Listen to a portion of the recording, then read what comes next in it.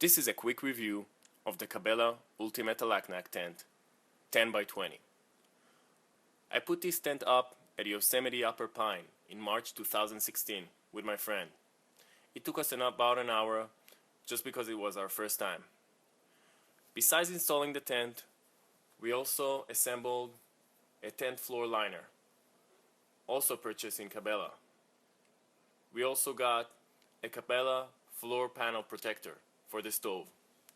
We used the 4-dog stove with a modified spark arrestor I purchased in an HVAC supply.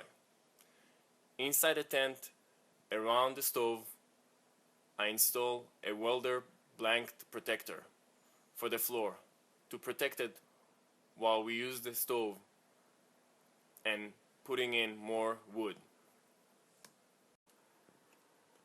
The pros and the cons of this tent. The pros. The 12 by 20 is a comfortable and roomy size for 3 or 4 people, with the gear inside and 4 cots. No vestibule in the front. Incredible airfoil design, especially the window and the 2-door, one in the front and one in the back, one in each side. High quality zippers, essentially is beautiful, very easy to install for a 100-pound tent. The cons of this tent. First thing I have to mention that it took me by surprise. This tent is made in China, but I still decided to give it a try for this trip. Once we arrived to the campsite, I opened up the bag. I noticed the bag has been deteriorated and it looked like it's been worn out.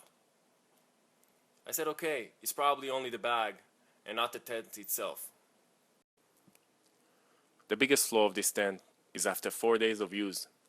Even though I made sure to put a trap under the tent, the floor was damaged from the inside and the fabric was deteriorated.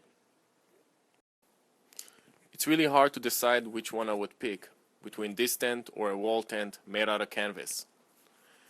The canvas is much better with temperature holding over the snow, especially with the stove, since it's hard to control the temperature with the Alaknak tent. And obviously the canvas tent will hold forever. Much better fabric for the long run.